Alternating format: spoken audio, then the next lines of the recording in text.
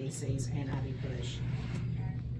So I'm going to show you how to insert, how to remove it, and then I'm going to go over here and show you the IV push, and then how to add medicine to a bag, hang it as a piggyback to an existing line, and set your pump. So obviously, beginning steps: check my order, identify my patient, get all my supplies together, hand hygiene, put gloves on, provide for privacy, all of our things we always do in the beginning. I'm just going to kind of go ahead and look and see what I think I'm going to stick. I think I'm going to stick right here. So when I'm getting ready, I'm going to have an IV start kit, okay? My IV start kit has everything in it that I need. When you check off, you'll have this when you practice today. I'm not going to give you a start kit, but you'll have alcohol and everything to play with. We're just not going to put a dressing on. So it's going to have a dressing inside, and this dressing is in a secondary package. So I'm just going to pull it out. We just want to get everything together first. It's going to have my tourniquet in it. It's going to have some tape. It's going to have alcohol that I'm going to clean with. I don't need that. Turn that in the trash for me, please. Thank you. So I got what I need out of my start kit.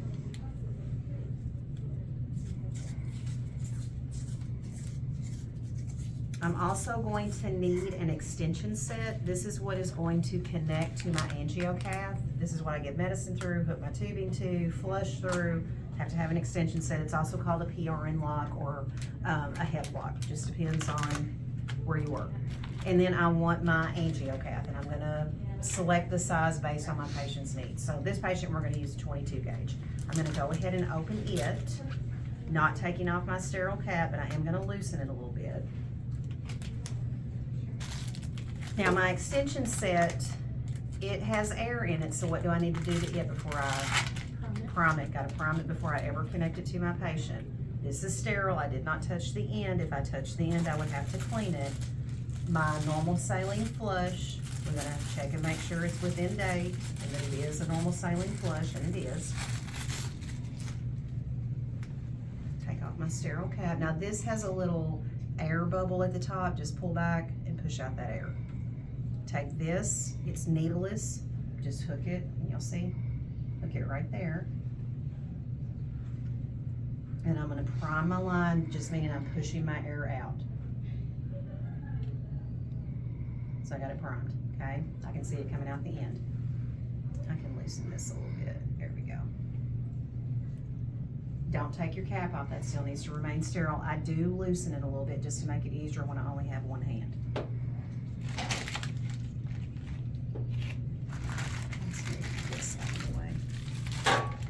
Okay, so I got everything prepped and ready. I'm gonna have it all right here. Go ahead and trash can. Thank you. So I'm pretty sure I'm going to use this one. If I want to use my tourniquet to help me decide that, I can.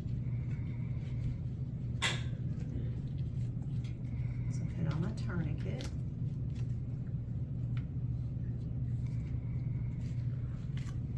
And remember, if I'm trying to find it, take my tourniquet back off while I clean it.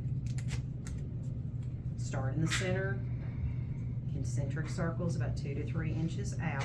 Don't go back over what you cleaned. Let that dry, reattach my tourniquet.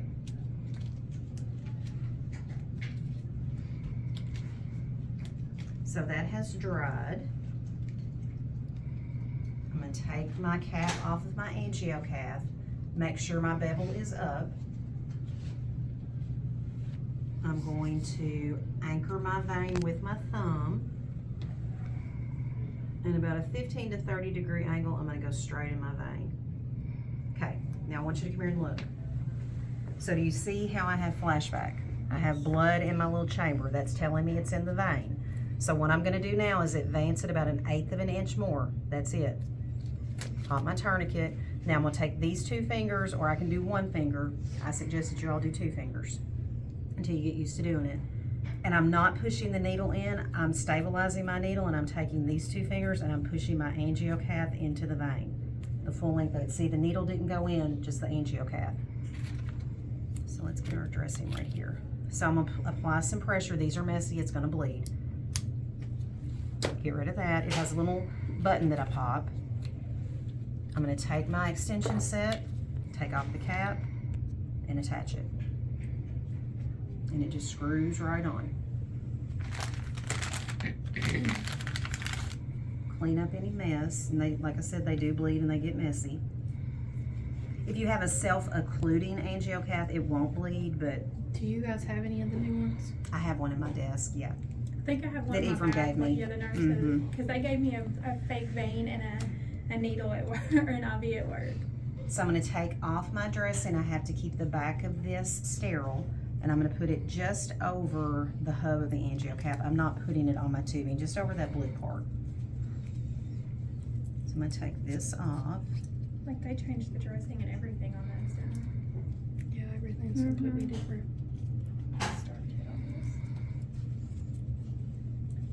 So as I'm taking this off, I'm just kind of pushing it down as I go around just to make sure it's adhered.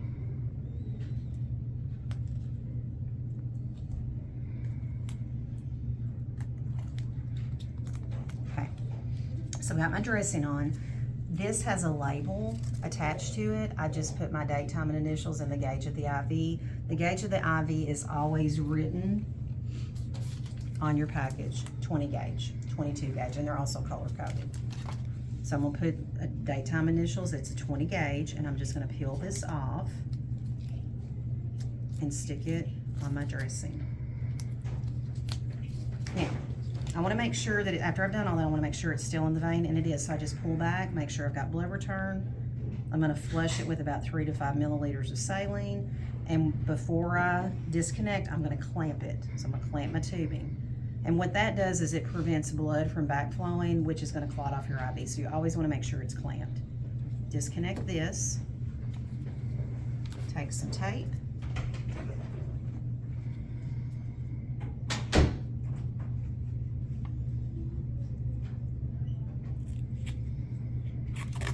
So what I do is just loop your tubing.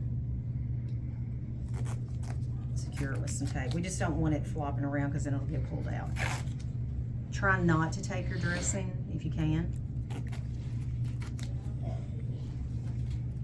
So now my IV is in. We've got good blood return. We know it's working. We can use it.